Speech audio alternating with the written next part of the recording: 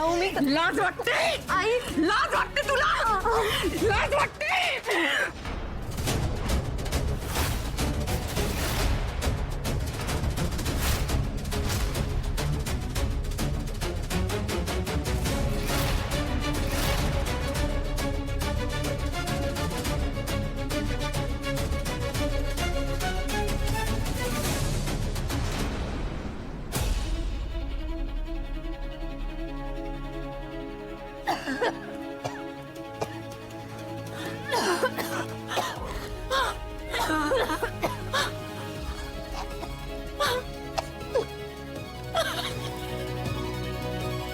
चुकले मी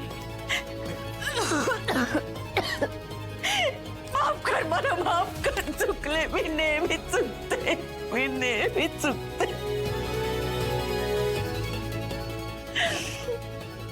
सगळ्यांनी फसवलं मला सगळ्यांनी फसवलं आधी माझा नवरा मला एकटं सोडून निघून गेला मग ज्याच्या जोरावर मी माझं आयुष्य परत सावरलं तो माझा लेक तो पण मला फसवून मला एकटं सोडून निघून गेला तुझ्यावर लेकीप्रमाणे प्रेम केलं मी तू पण मला फसवतेस काय काय स्वप्न पाहिली होती मी तू माझ्या घरात सून होऊन येशील आपण तिघं सुखाने जगू सगळं छान चाललं होतं पण त्या गायकवाडांची दृष्ट लागली आपल्याला माझा एकुलता एक आधार माझ्यापासून तोडून दिला त्यांनी आणि तू तू त्यांच्या घरची सून व्हायला निघालीस एवढी कशी मेल्या मनाची झालीस ग तू प्रीती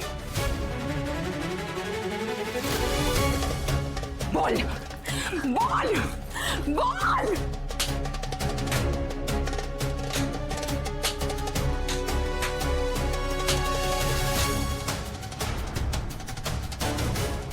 एखाद्या दगडालाही पाझर फुटलं असतं ग पण तू काय झालंय तुला माझ्या सुनेचा आत्मा जिथे कुठे असेल तिथे तिळते तुटत असेल ग हे सगळं बघून हे प्रेम होतं तुझं त्याच्यावर हे प्रेम होतं बोल माझ्या सुनेचं जाऊ दे ग पण तुझा भाऊ हा न्याय करणार आहेस तू हा न्याय करणार आहेस बोल बोल बोल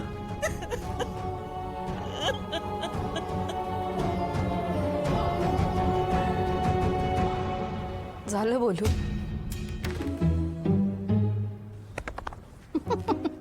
काय दीप गायकवाड मैदान सोडून बाहेर पळून आलात कैसा है ना सुलू हर कर भी जीतने वाले को बाजी करके आता रे बाजीगर आता तू बाहेर पळून आलास म्हणजे काय झालं माहितीये का आतलं मैदान माझ्यासाठी मोकळं झालेलं आहे कशासाठी लक्षात नाहीये का तुझ्या चॅलेंज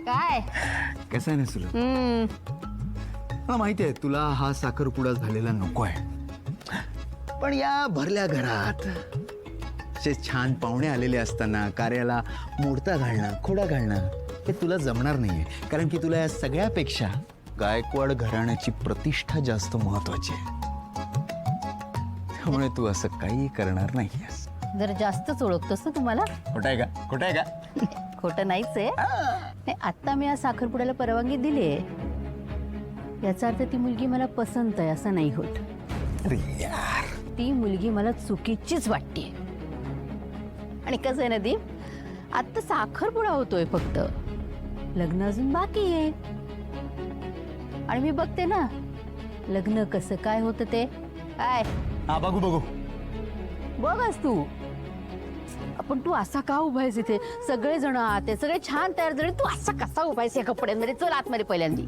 आतमध्ये हो आत्या हा. तू बरी आहेस ना म्हणजे बघितलं ना मगाशी बाबांचा लुक बघितलास ना सुलू मी काय ह्या कार्यक्रमाला येणार नाही हे बघ दादाच्या आयुष्यातला हा खूप महत्वाचा क्षण आहे त्यामुळे मी बाहेर राहिलेलाच बरा आणि सुलू परत जर बाबांनी बघितलं ना तर उगाच सगळ्यांसमोर तमाशा होईल अरे काय ग सुलू तू या साखरपुड्यात तयार नव्हतीस मग मी तरी आत येऊन काय करू जास्त नाटकं करू नको. मला तू आत हवाच आहेस. दादाशी काय बोलायचं ना ते मी बघते. आणि 10 मिनिटाच्या आत जर तू आत आला नाहीस तर 11व्या मिनिटाला मी बाहेर येईन. कळलंय? ये लवकर. 10 मिनिटात कस? त्याच घरात आपण आपली मुलगी सून म्हणून देतोय. अगं नावं ठेवतायत. नको नको थांब जरा. प्रीती प्रीती मला दार उघड बघू तू. आई ताई सुभद्रा काकूनी काय केलं तर ताईला. आणि मगाशी बघितलंस ना काय केलं ते.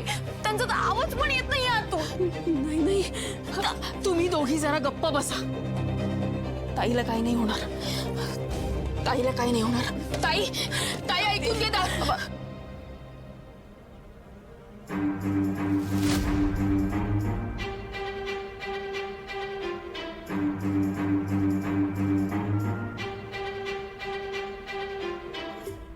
हो मी ठीक आहे.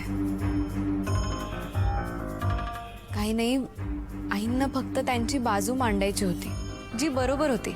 त्या खरंच आता एकट्या पडल्यात आणि त्यामुळे कदाचित चिडचिड होणं स्वाभाविक आहे. मी आता समजावलंय त्यांना आणि त्या शांत सुद्धा झाल्यात. पण पुन्हा ती असं काही करणार नाही याची गॅरंटी नाही. मी बोलते त्यांच्याशी. ऐक, नाही नको बोलूस तू त्यांच्याशी. आधीच आपल्याला खूप उशीर झालाय. आता ह्यात वेळ नको जाईल. निघूया आपण. अगं ताई पण